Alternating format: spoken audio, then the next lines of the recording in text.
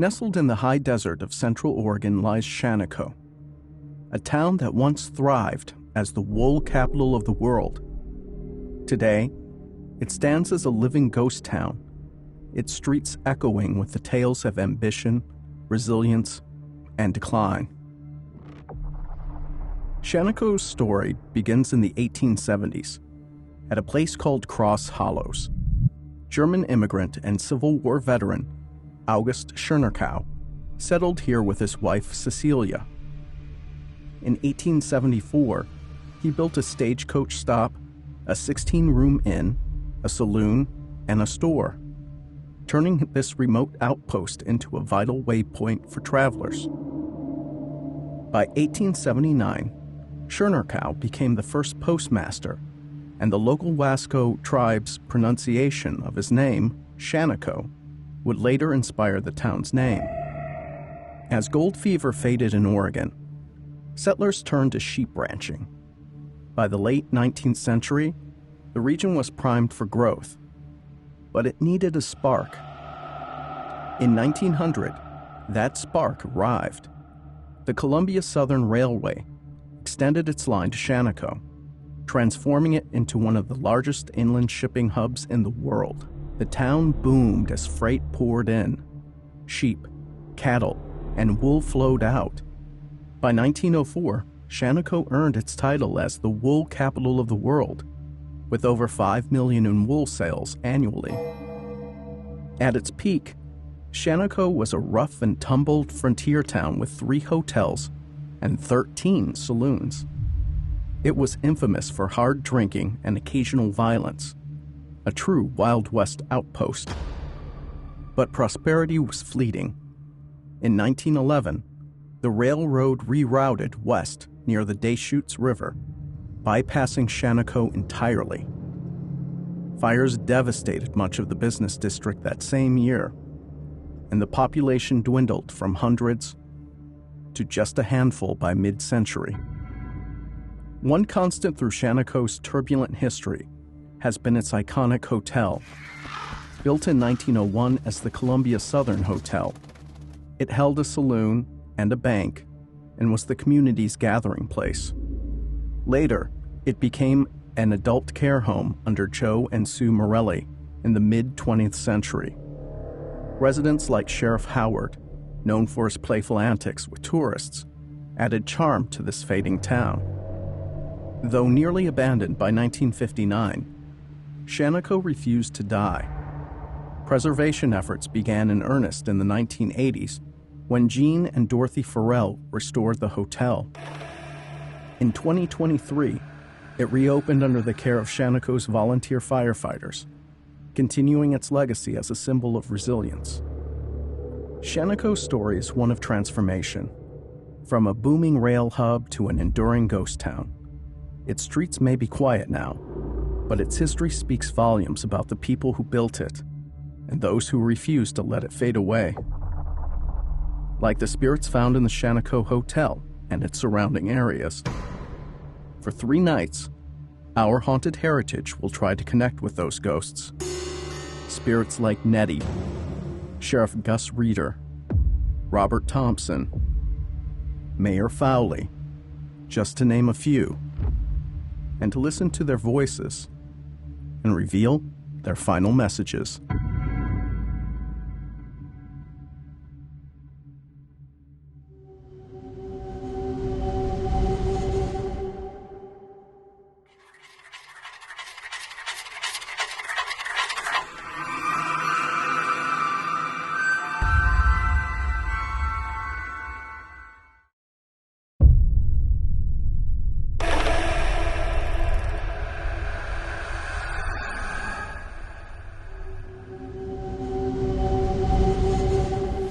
So I'm in room 14, known to this Shaniko Hotel as Nettie's room. And it's said that there's a spirit, a female spirit by the name of Nettie, that haunts this room and makes her presence known. There's a lot of urban legend around her. They say she could have died while giving birth to a child. She was waiting for her husband to come here. She was forced into doing things women shouldn't be forced to do, and there's just a lot of speculation. I feel bad for her hearing these stories. So what we're gonna do is we're just gonna try and have a chat with Nettie, and we're gonna light these two EMF spirit candles, and they say that they go off when there's an EMF spike.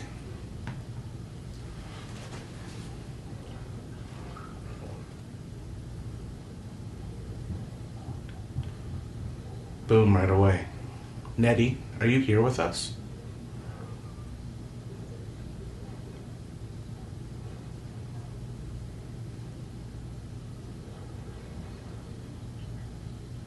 Damn. Nettie, if you're here, can you please light those candles again? Can you touch them?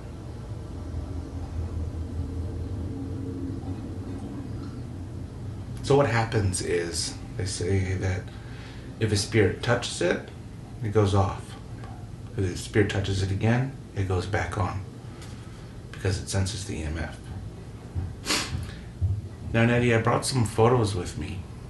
They're from the 1850s. You may be... Wow. Nettie, do you like these photos?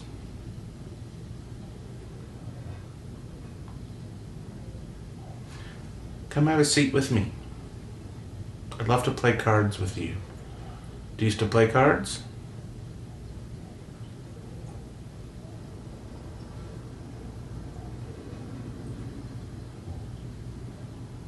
What I can do is I can move one of these candles, and you can just touch or turn it on, light it, for answers.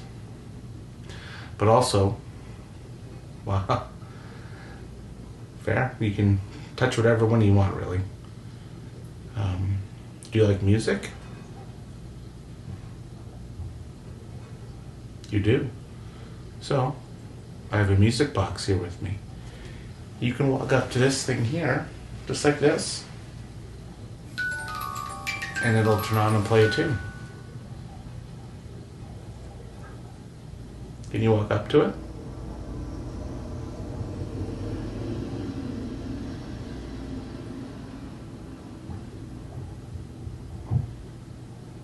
Thank you for touching that. Can you turn this one on?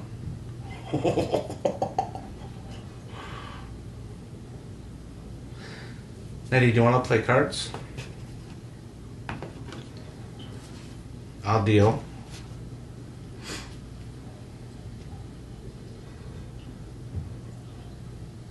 Never played cards with a ghost before, so we're kind of winging it here. Play blackjack.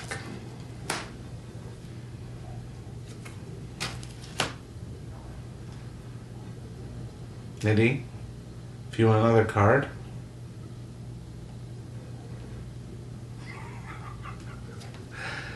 Okay.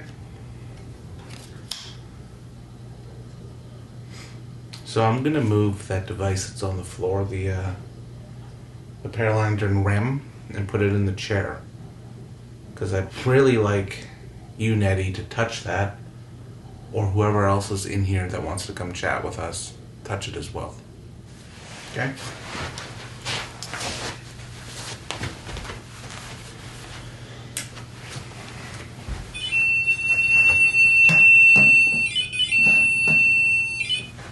See, it doesn't hurt you. All you do is just like that. Easy. It'll let me know you're here. It'll let me know you want to communicate. But I'm also going to turn the music box on again.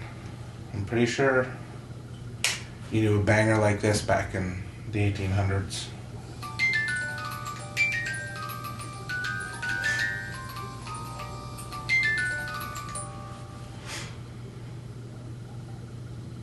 Come walk towards it.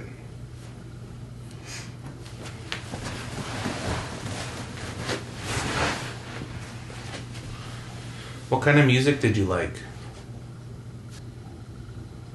My God, I can't even begin to say how, I think this is the first time I felt this sad, down, or depressed. on an investigation. Which makes me feel somewhat vulnerable. But I'm sorry for what you've gone through. For you and your child. Nettie, if you want to play one more hand, I need you to touch that piece of metal. It won't hurt you. You saw me do it. You feel more safe with the candles, don't you? There you go. Your choice. Okay, ready?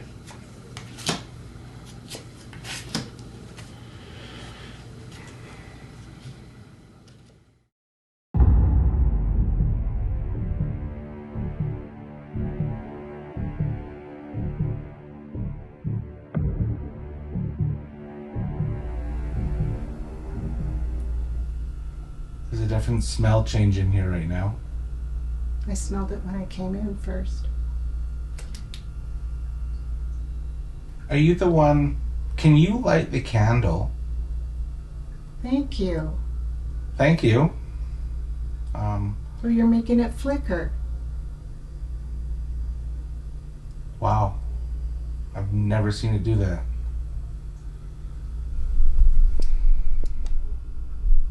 Are you in pain?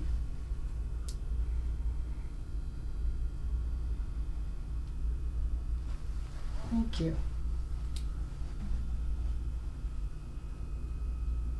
Can you tell us why you're in pain? That was quick. Mm-hmm. Did someone hurt you?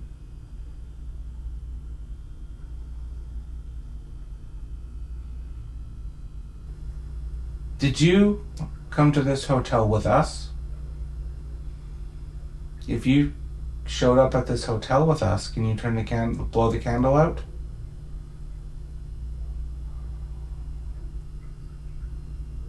This is deeper than I thought. Are you connected to one of us? If you're connected to myself, Sandy, Melissa, or Jake, can you light the candle? What the fuck? Don't frighten her. I'm not. Thank you. Thank you for... Thank you.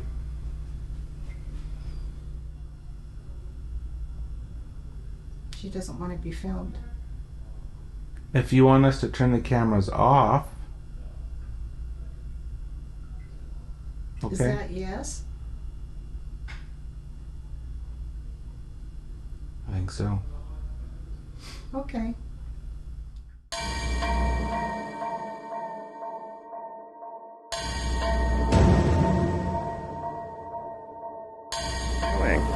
Well, we are at what is left of the Moody warehouse, which is where they would ship out all of the wool. And I think down there was where they would ship out sheep and cattle. This is a whole complex. There's a lot more to it than we see today. But the rail lines would come right through, I think, where we're standing. They've all been ripped up. But in 1911, we had a death here at the warehouse. A young man had only been working here for about a week. And he is loading wool onto train cars here.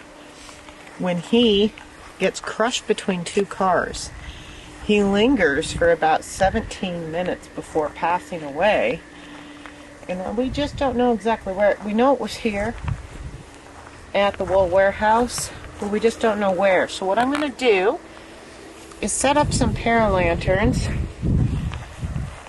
and we're going to ask if Robert Thompson, our unfortunate victim of this accident, if he's here with us, if he could show us the general location by lighting up one of these and kind of being able to show us where this incident happened generally, and hopefully tell us more about what happened in the accident. He'd only been working here for a week, and this was 1911. So, we don't have labor laws. We don't have OSHA. So, I just want to see, did he receive proper training? What kind of led to the accident? And why was he here? How did he end up here in Shaniko working at the wool warehouse? So those are some things. So I think we've got some spaced out lanterns here. Let's see what else we can add in.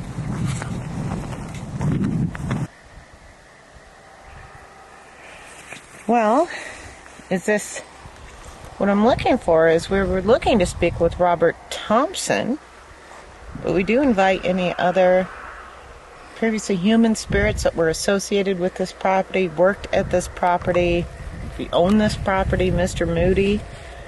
But Robert Thompson, you worked here for about a week before you were in an accident. Are you with us? Shoes. Sad. So, when you were loading the wool here, was there an accident? Did you trip your shoes? Did you trip because of your shoes?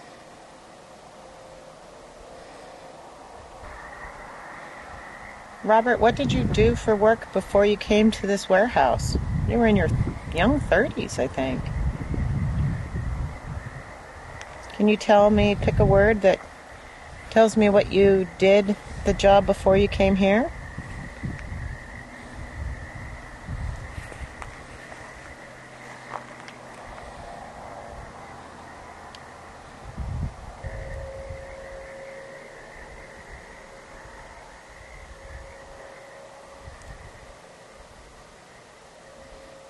It feels so still.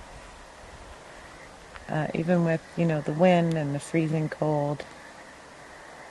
It just feels so still out here.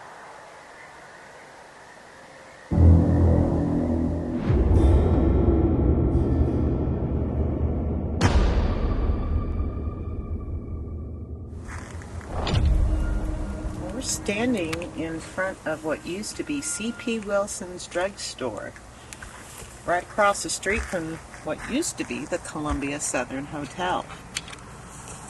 Now, back in 1911, I think it is, there's a mayor of Shaniko. His name is Mayor John Fowlie. He'd worked at the bank as a cashier. He's been in town for a number of years and is very well known and well liked. He's standing on the corner talking to a council member, Councilman Kenny, minding their own business, having a lovely chat. Now, it's Friday night. It's a little past 8. And meanwhile, coming up from a saloon is Marshal Gus Rader, who's got a man named D.A. Howell with him. He goes by Dell. Now, Dell used to live in Shaniko and was at one time a deputy here in the town. He got fired because of his alcoholism and antics. So he actually moves out to Portland and becomes a successful stockman. He comes back to Shaniko frequently for business. While in town, he likes to get rip-roaring drunk and get in lots of fights. He's been here for a few days. Finally, he gets into a fight and they finally arrest him. They're walking him up the street and drunken Dell Howell says, "I want to talk to Mayor Fowlie." So he's pleading his case on how he's been unrightfully arrested.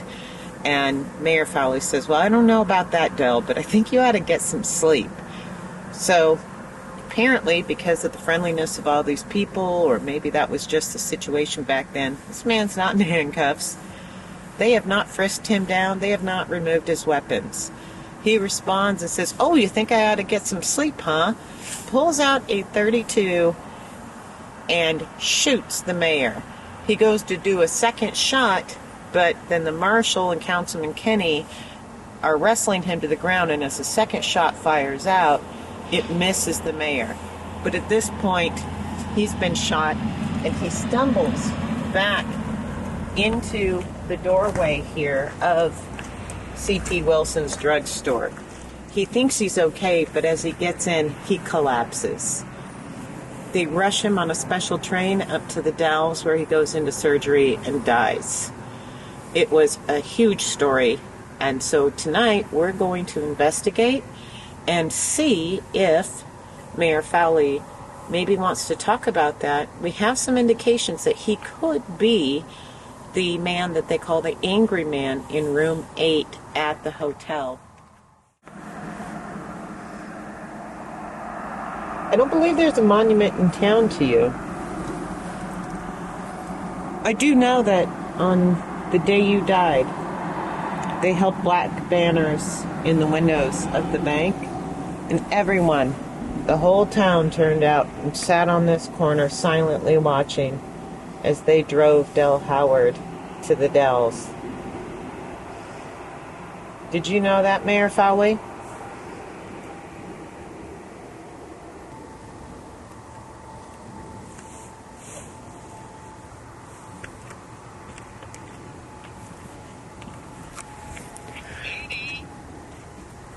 I'm right here.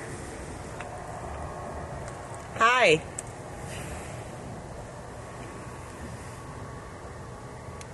Did you want me to come back? I'm right here.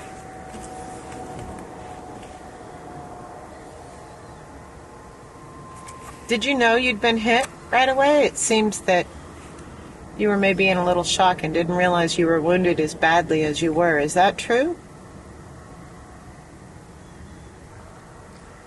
Let's see if I walk off again, what happens. I feel like I got called back. So let's see.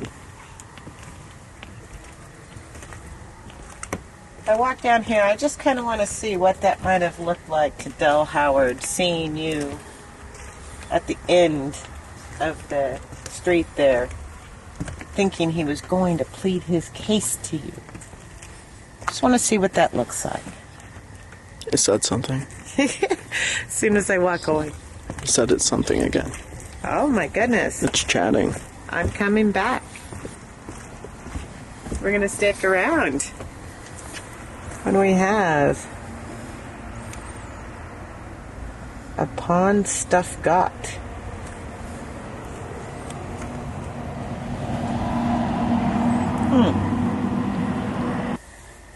Well, let's see. Chief. Well, there's Gus Reeder. He was the marshal. That's kind of a chief.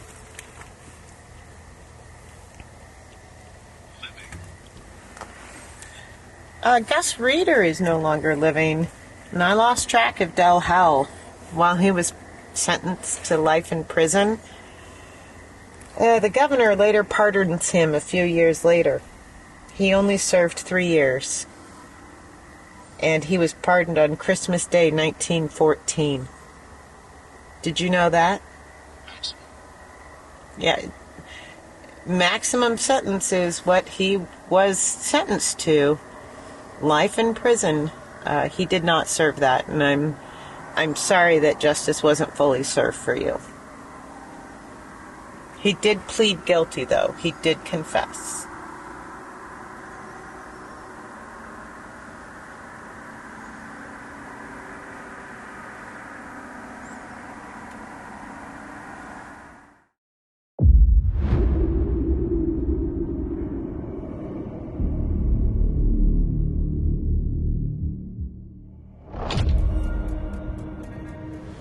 So, we're in the jail. It's nighttime.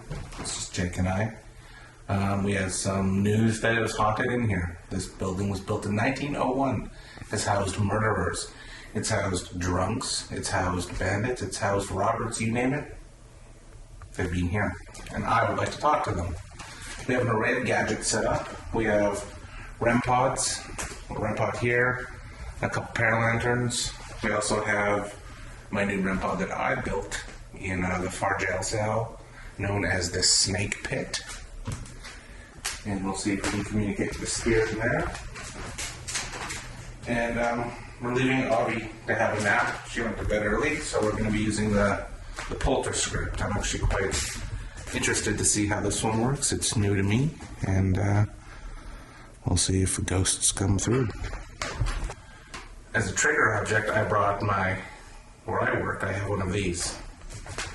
We're not zooming into that because it has my number on it. But They know what this is. And I'm here for the night inspection.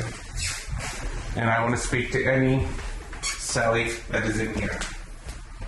I want to know your name, and I want to know why you're in here. First man to tell me gets that.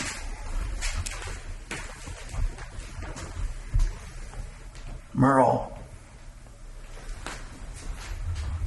You know? That's a year's salary Canadian. It is. But you know what? There's thieves in here, so maybe they will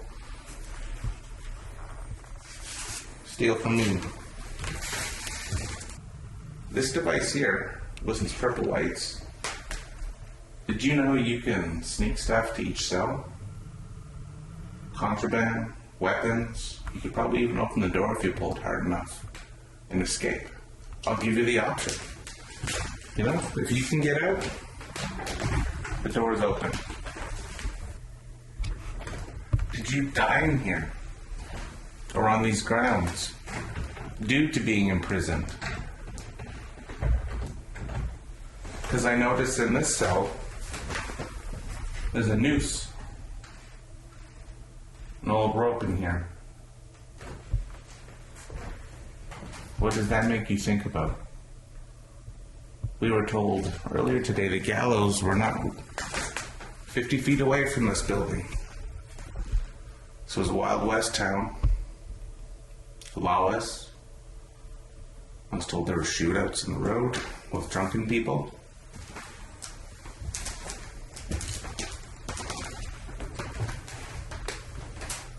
Can you open that cell door? Take the money.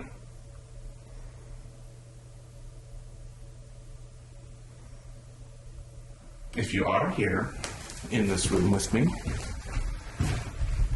touch this little wire.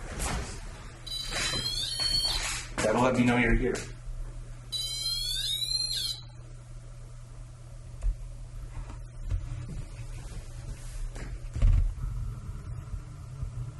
What were you sentenced to?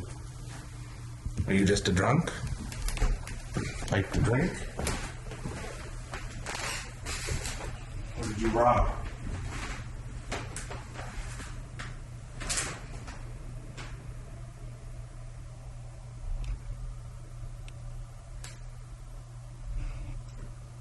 Now, if you pull these lights here, they'll change color and let us know you're here.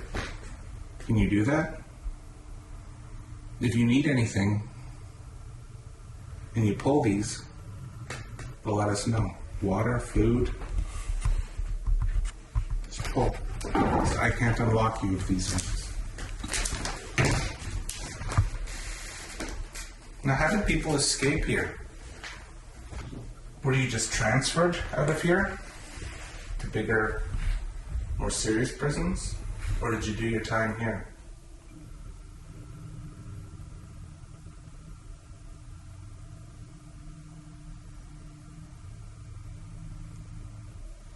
How many of you are in here?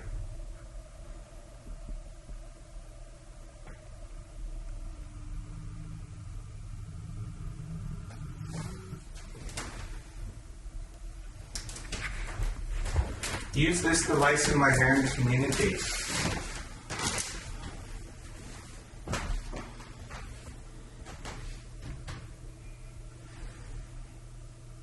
Use your energy to make it say words.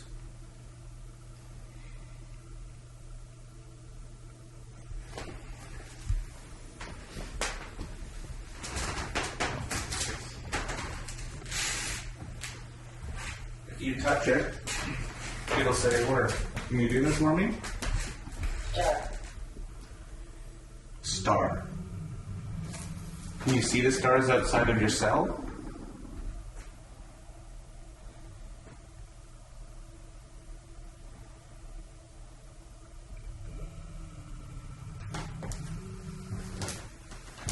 I'll put it in here with you.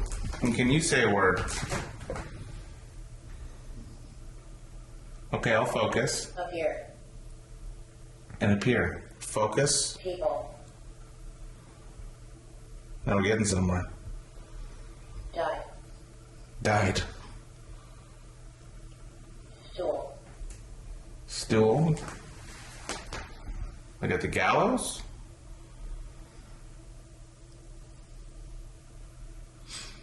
Died people appear.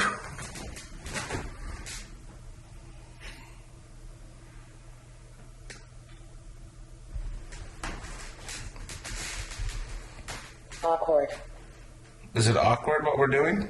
Showing that? So you're locking me in a prison cell, a 1901 prison cell, and we're going to do something called the Delco experiment. It's kind of a take on the Estes method and the Gannisfield put together. I'll be using the SP7 Pro Spirit Box with noise-canceling headphones, along with the Delco goggles.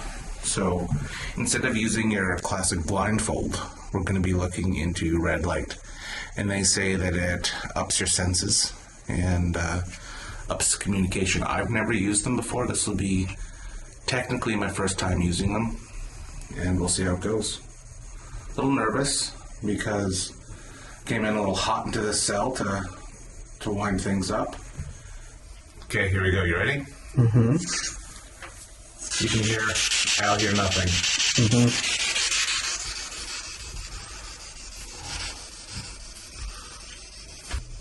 We've been told there's many spirits in town. Move on. We will be leaving soon, but before we do, we'd like to ask you some questions. Can you answer questions?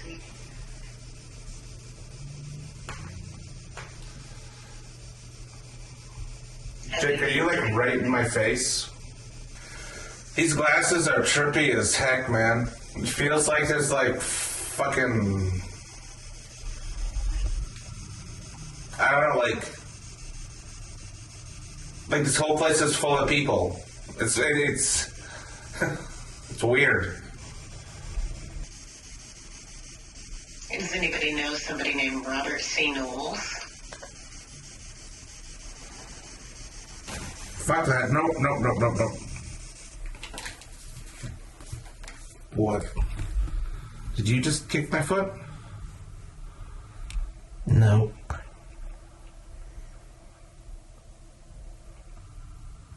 Really?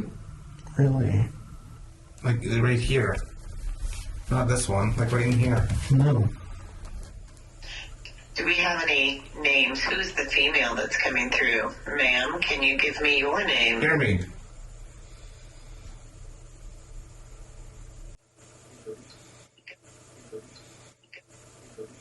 Gus Reeder? You still hanging around there? It seems like you would have spent a lot of time there. You were the marshal for years.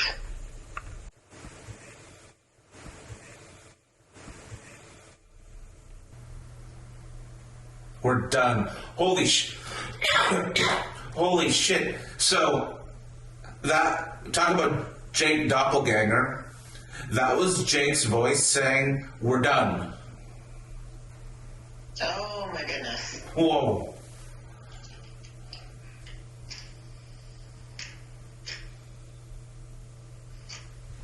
Does Merle still have the goggles on, Jake? Wow. He does. His voice.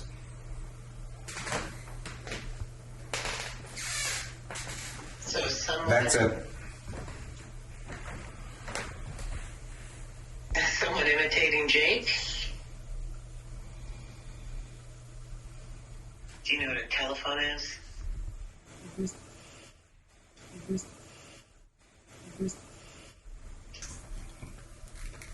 I'm going to stop it there because I don't want to disrespect. If they don't want us to talk anymore, we can just end that.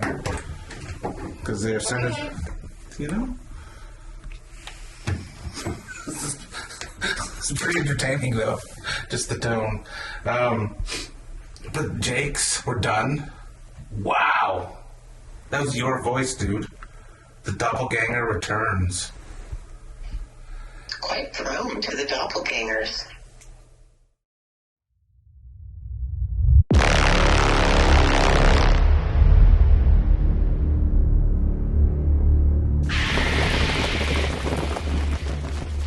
Tonight, Melissa investigates 7 Directions Cafe. It sits in the Shaniko Hotel, just behind the front desk. The owners, Sandy and Shelley, have reported odd activity overnight. And It's also the infamous site of the Sheepherder murder. So have we had experiences here? Yes. I have come in after wiping down tables and had to wipe down tables. Again.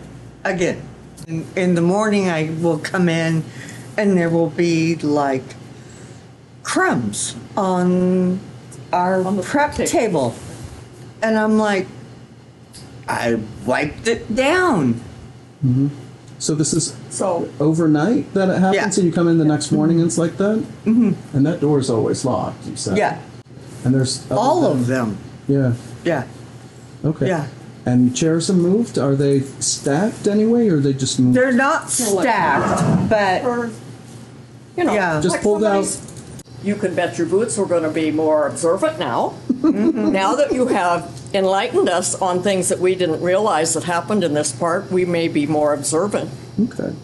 By chance, any phantom gunshots in here? I haven't shot anybody yet.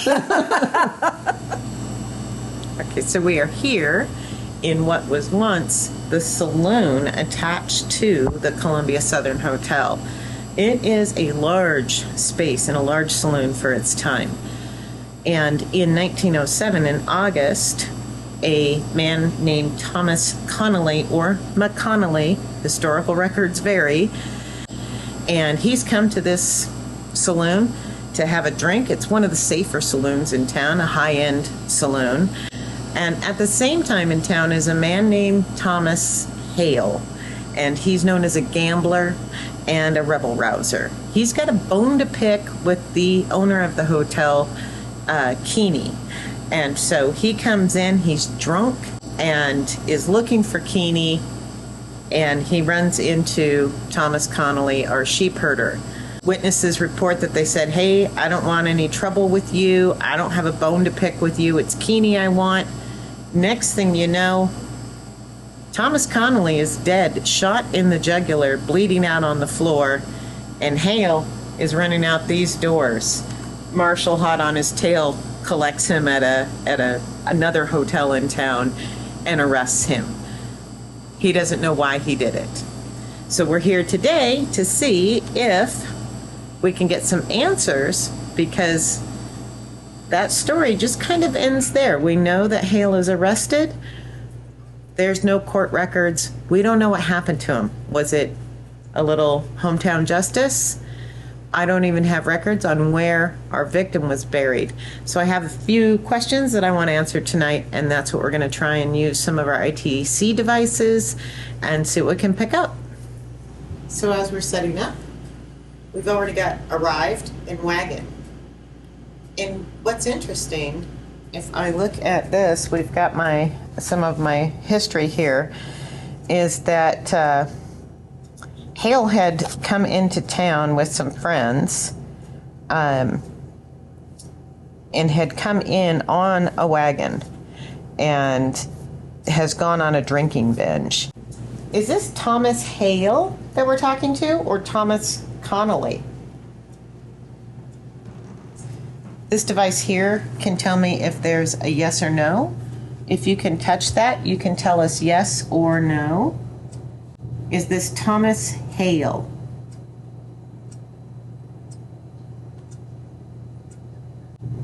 Thomas Connelly or McConnelly? Is that you? What was your problem with Keeney?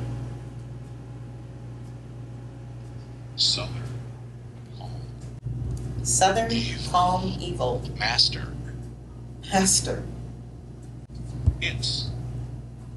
It's evil, master, it's. Had you done work for Keeney? Do you know where they sent your body? Thomas Connelly?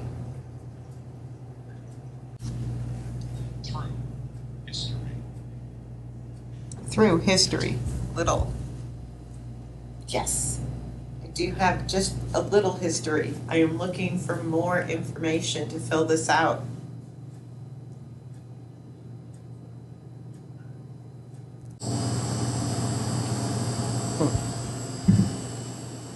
is that big hunk out there? Take a peek.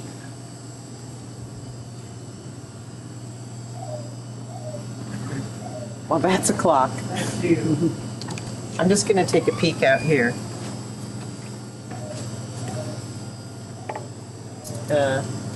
There's no one out here. No. You all heard that big thunk, right? Okay. I don't see anyone. No, it happens often. Okay. Well, I see what you mean now. A lot. Yeah. Yes. It agrees. It happens often. Uh-huh. It says yes. Yeah. So, I often, in the middle of the night, am awakened by what I think are pine cones because I have the pine tree.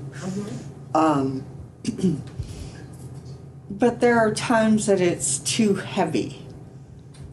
At 2 a.m.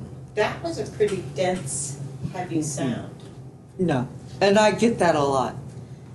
So thank you for letting us know and validating that. I'm going to try and find out who this is. Yeah. Is this Thomas Hale? So you've used this machine. You know how to use this one now. Is it Thomas Hale that's answering us now? Yes or no? Here again. So, I'm curious. What if our last name is Thomas? Interesting. Because we are. Well, we've got two first names here that are Thomas, and a last name. It could just be another one of these lovely serendipitous coincidences. My maiden name is Thomas. My mother's name is... Married name. Yeah, married name is Thomas. My ex's name was Thomas. I've seen a lot of serendipity in this town. Yeah. It's a fun Well, place. it's not just this town, though. It's our family. I'm sorry. Well, let's see. So I grew up as Shelley Jo Thomas. My mother is Sandra June, married Thomas. I named my son Levon Thomas Sheldron because his father's name was Thomas and my maiden name was Thomas. So there's a lot of Thomas. That is very interesting. So, After you said his name, I'm curious. all right. Well, let's give me a chance to run through some more questions here, and we're going to see if maybe I've want to ask: is any spirit here, spirit communicating with us, actually related to the people in this room that live and work here? Is the spirit that's here related to Shelley or Sandy?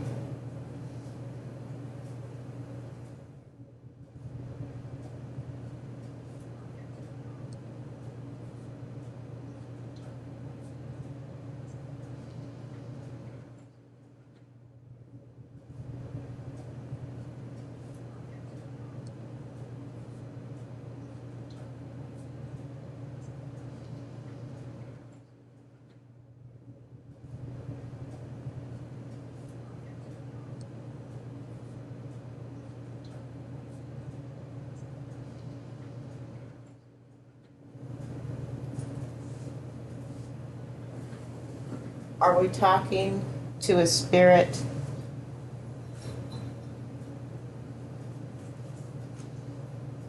that was alive in the early 1900s?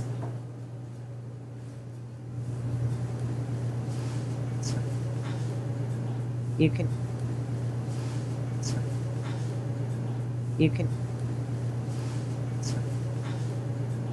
can answer yes if you were alive in the early 1900s. Or you can select a word from the bank on that little box. Moss.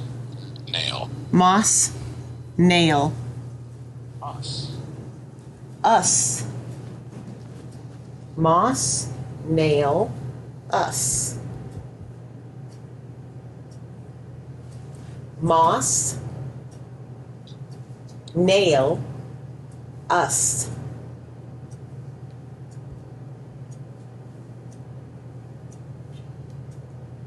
Those don't seem to be directly related to the questions I was asking.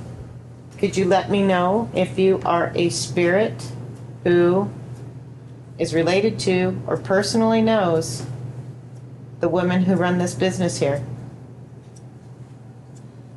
Do you personally know them? Yes or no? The question I said I really wanted to know is if it was Thomas Connelly here. Mostly wire. Wire? So we've got a no on Thomas Connelly.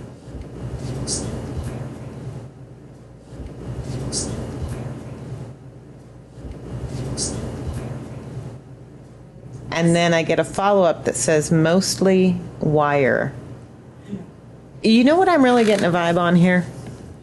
This is someone who owned this hotel. Yeah. Is this... It's not. I'm going to go through a list of names. And if you are the person whose name I hit, please tell me yes on this device. Please choose yes. So James Keeney. James Keeney, are you here? I'm going to give this some time. James Keeney.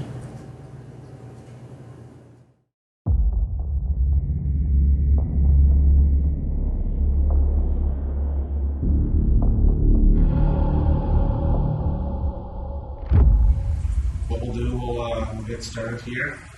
We have an array of gadgets on the table here. We have the candles that we've been using quite a bit on this trip. They've been pretty active, especially with Nettie upstairs. She quite likes these, and she'll give you the yes or no answers. And I have a lot of good communication with these, especially playing blackjack. And how they work mostly is DMF. So they'll blow them out for an answer, and then if you want another answer, they'll like a yes, no, on, off. And then we will have the paranormal tripwire, which is around us here. And we will turn this on. And again, it's just another EMF measure.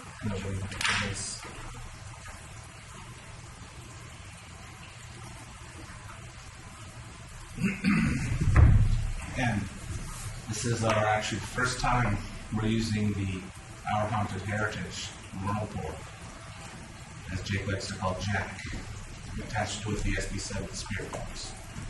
So during our session, we're going to pull that out and use that. We have the old faithful obelisk, which we like to use on our North Head technique, along with the envoy. So the envoy, how we're going to set it tonight is we're going to put it onto the yes/no, and we're asking some yes/no questions. In our surrounding area, we have an audio recorder rolling, which has been rolling this whole time. The REM pod up on the bar, and a couple air lanterns. Yeah. And also 2 chairs here, because we invite anyone in the hotel to come have a chat with us. But Melissa does have something she'd like to say before we start. And I'd like to add, because Nettie really liked them, were these old 1950s type of photos. We'll use the photo. And here's the old green mirror. And I hope that reminds her of her time. So, shall we get started here? Yeah. Get started. Okay. I'll start by holding hands. I'll say some opening words here. Gathered spirits coming together in this space, bound by the echoes of those who have worked, visited, or dwelled within these walls. As we join hands, please recognize the significance of this act, symbolizing unity and amplifying our collective energy. We're here to hear your stories and be guided by you to hear the history. And our intentions are pure. We come ready to communicate, open and earnestly. We ask that only human spirits associated with this place speak with us today. We have a seat at the table for you. Please join us. Before we start, we'll release hands and we'll have Mike kick us off. Okay.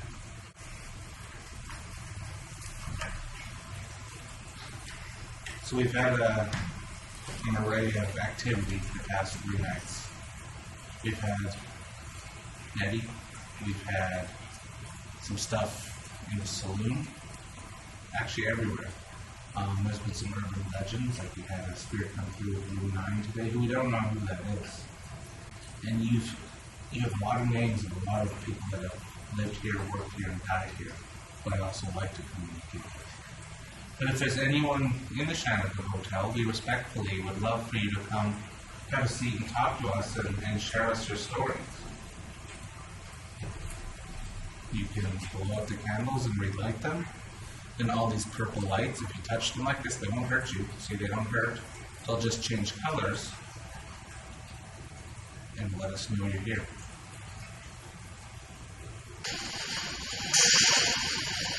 I think we'll start with Mayor John Fowlie. Mayor Fowlie, I believe that's your picture in room 8.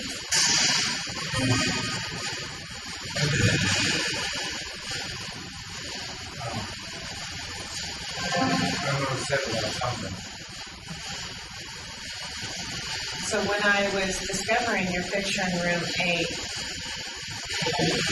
I got a message that that's it, that's your picture. I'm pissed. I'm trying to find out if you're mad about Dell shooting you or the circumstances.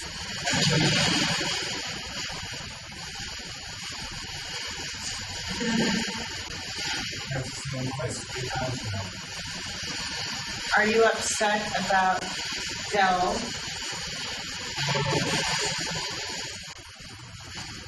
I'm having some difficulty understanding you. I'd like to try and use the candles in addition. Thank you. So Mayor Fowlie, could you light up another candle if you're upset about leaving your wife and child?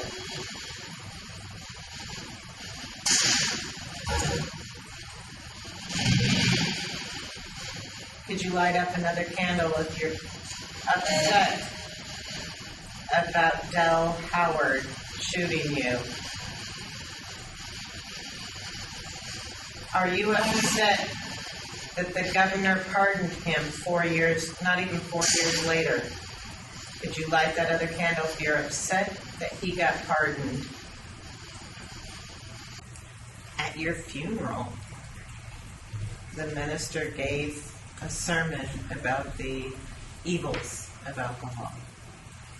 Did you know that?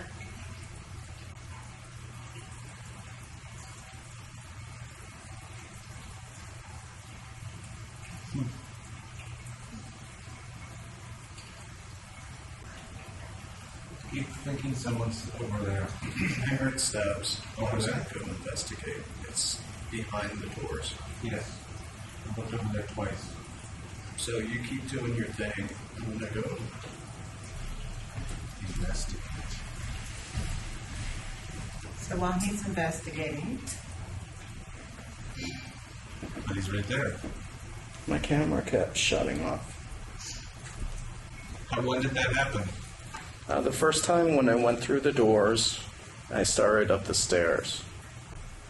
And then when I got to the top of the stairs, it went off, like it shut off. I was asking Dorothy to play joke on you. Oh, really? I didn't know she was a jokester. Well, you know, Okay. everyone likes to laugh once in a while. Just wait, I'm getting hit by infrared beams all over the place. Let me take this off. Nice shot. That's actually interesting. So at the top of this, so if you would have been at the top of the stairs, that's what I would have been asking Dorothy to play over to jump out at you or play a joke. Mm-hmm. So maybe it was joke time, was to shut your camera off. Candle just came on in response to that, so. Yeah, that's cool. Thank you, Dorothy. We'll put the obvious on to see if we get any words.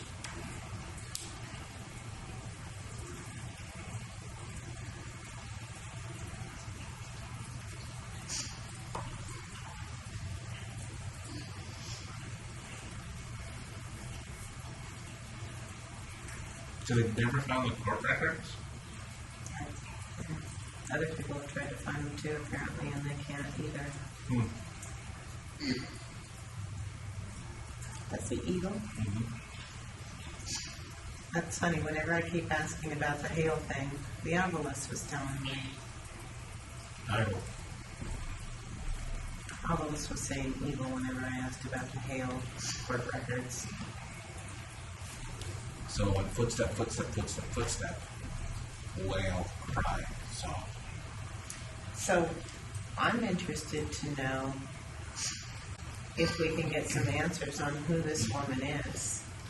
What's interesting about that is this evening, Sandy and the hotel managers, they heard her crying.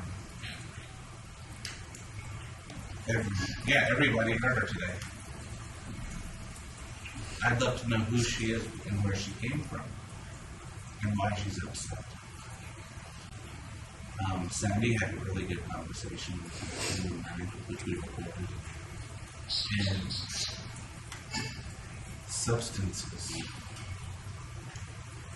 Did that conversation include how this woman passed? That is. What is it with the poem? This keeps coming up. This is like the fourth time. Europe, France. Something's going off of that. That is bad. We are not practicing magic. Sing. Bell. Moss. Again with the moss and the poem. Moss, poem in France. So what's interesting about that is on our other obelisk type device, the polterscript, those three words kept coming up as well. Moss, poem, and script.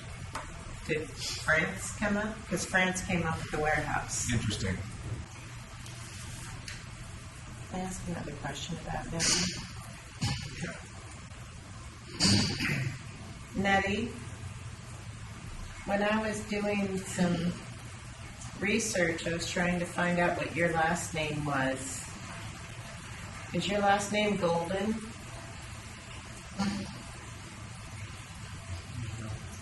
She did that for me too. It's golden. My mom. So you lost your baby? Yeah.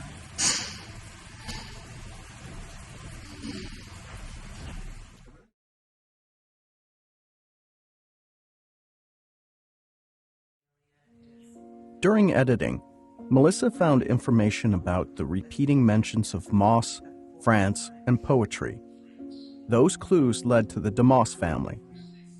The DeMoss family, with ancestral roots to France's Burgundy region, toured the cow towns and mining towns of Oregon, as well as across the USA, Canada, and Europe.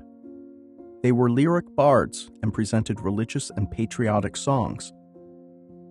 In 1883, weary from constant touring, the DeMoss family sought a permanent home. They purchased 800 acres, established a homestead and ranch, and founded the town of DeMoss Springs, with streets running north-south named after poets, and those running east-west after composers. It also straddled the Columbia Southern Railroad line that led to Shaniko. Today, the town of DeMoss Springs is faded, but the melodies and memories of the DeMoss family continue to leave an indelible mark on Oregon's cultural landscape.